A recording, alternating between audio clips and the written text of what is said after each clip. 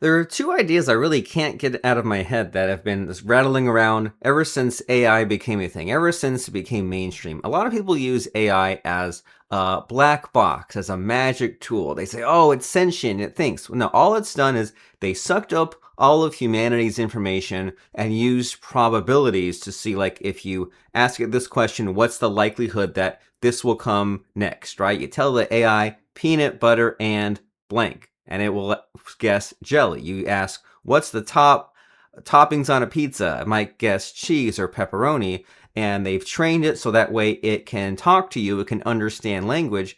And there's like, so these two ideas that have been going through my head is, so when I was struggling at the first couple of years of AI to put it to good use, I don't even know who said this. It blew my mind. Someone said, well, let's say that you're looking for clients, looking for business. Let's say that you're generating content, and let's say that you're looking to appear on podcast shows, because sure, there's making videos, making content, but when you appear on someone else's podcast show, you have a live conversation. First of all, it kind of filters you out because not everyone has the guts, the courage to have the live conversation. But also, if you can get on other shows, you're really tapping into other people's audiences, right? You have your own YouTube channel, maybe you have 500 subscribers, you got on someone else's show, maybe they have 50,000 subscribers, and that's like, if you do more of that, of the guesting, that is more traffic for you, and that's more relationship building, more networking.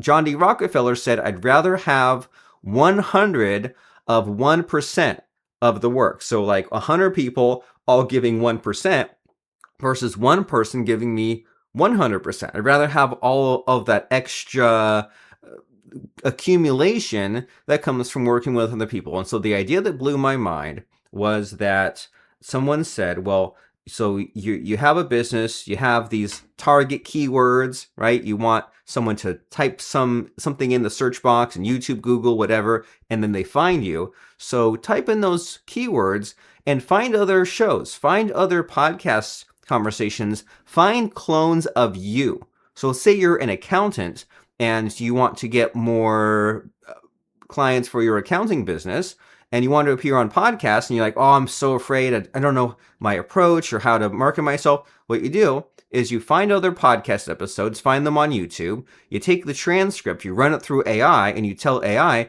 can you break this transcript down into questions and answers? What did the host ask? What did the guest respond with? And you just kind of rehearse in that way, and you look at what the answers were, and you immediately say, you know, I could answer that way better. That guy's answer was way off. So you're not copying, you're just saying like, okay, that's the bad answer, this other podcast I found, and me as someone who could do, in my humble opinion, a better job, I would give these better answers. And imagine if you did this for just like 5 podcasts, 5 shows. You said, hey, I'm an accountant, real estate investor, whatever, and you do a Google search, do a YouTube search, you find other podcast episodes where someone interviewed your clone.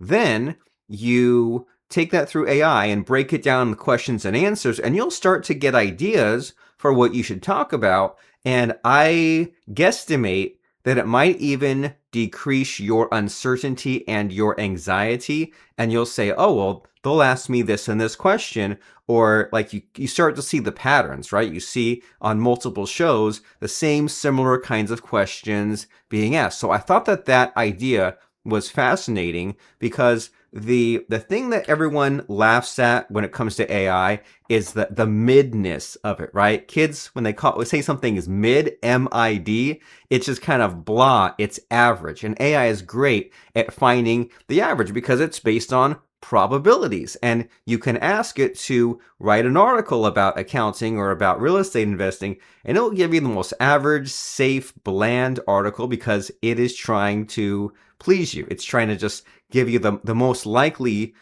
answer for the question that you asked. And so the way that you can break through the mid is by you then ad-libbing and you adding your own on-the-spot expertise with AI. AI can never replace, right? AI is a good starting point. It's a good template.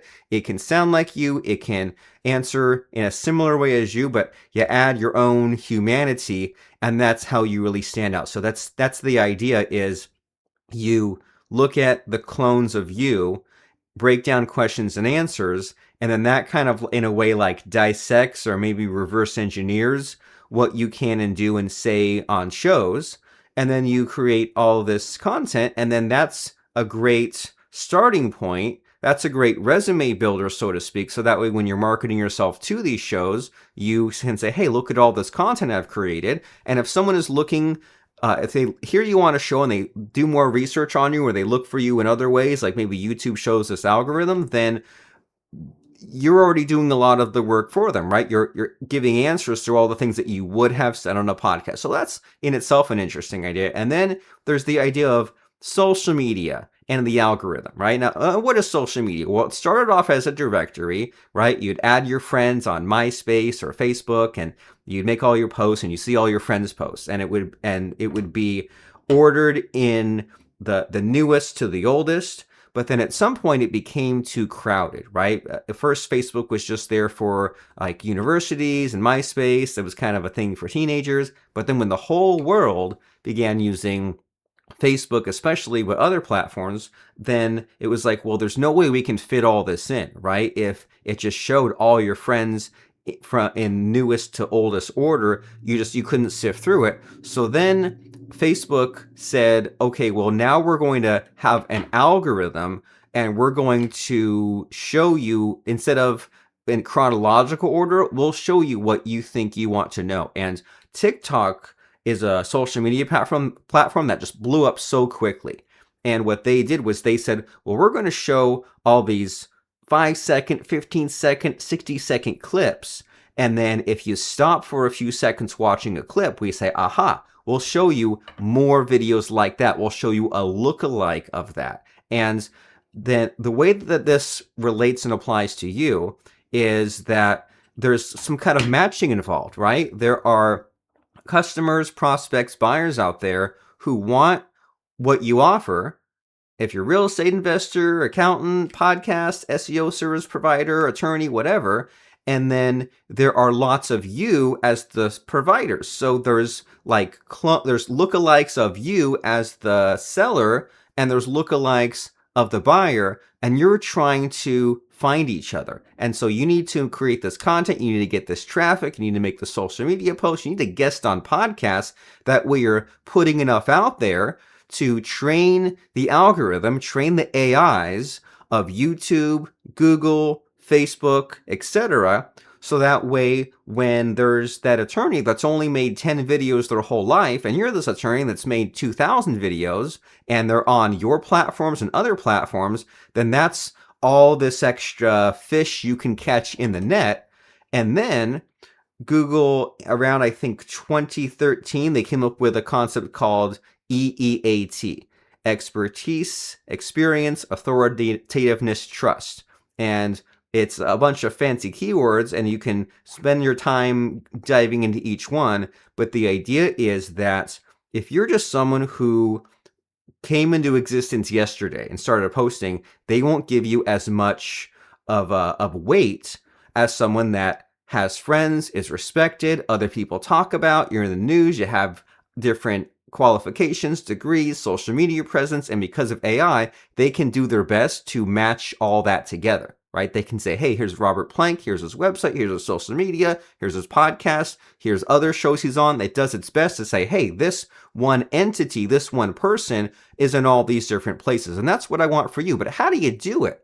How do you, number one, create all the content, and number two, find a way to post it on all these different locations? Well, the answer is my service, DFY Podcast. And what we do is, if you are a guest on other shows and or you have your own show, we do the search engine optimization. We create titles, we create descriptions, we create hashtags, we cut it up into clips for reels and social media. And hey, let's say you're someone that says, TikTok, it's for the young kids, I'm not really on it. But what if you posted on it every single day? You just didn't have to think about it or go to it. What if you said, oh yeah, X, Twitter, I always forget that's there. I don't have time to write all these little tiny blurbs. But what if we did? What if we used AI and we looked, and you recorded one video per week. We took the transcript and we said, okay, out of all your ideas, hey, that could be a good X or tweet for today. That could be a good tweet for tomorrow. That could be a good clip for TikTok. That could be a good article for LinkedIn. That could be a good Facebook post. That could be a good blog post on your website. And do you see where this is going? Where you just show up a little bit and you be yourself, and that's the system, that's the beast, that's the machine that I want to create for you, where you have your own show, you have your own podcast, and ideally you have guests on your show. You have your peers, your vendors, you have these interesting conversations.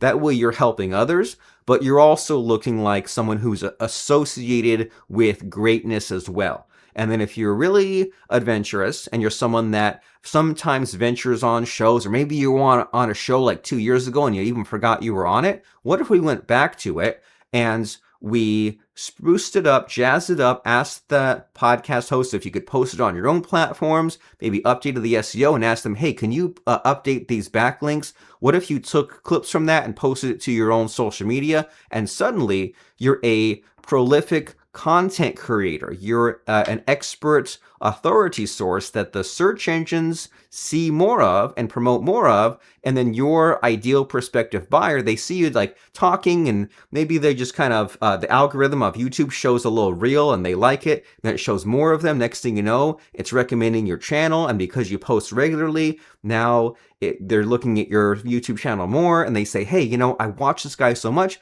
I'll subscribe to him on LinkedIn and Instagram and TikTok, and now they're seeing you on multiple platforms. Next thing you know, they're on your email list, listening to the podcast on Apple Podcasts, attending your webinars on your website. Maybe they've bought from you, and you're just attracting these ideal clients by putting out some of your abundant content. And if you want to have a conversation like this, we'll have my schedule link in the description of this video, but my website is dfypodcast.com. I'd love to start your podcast, bring your podcast back to life, or maintain your existing podcast. It's Robert Plank from Done For You Podcasting, and we'll talk to you soon.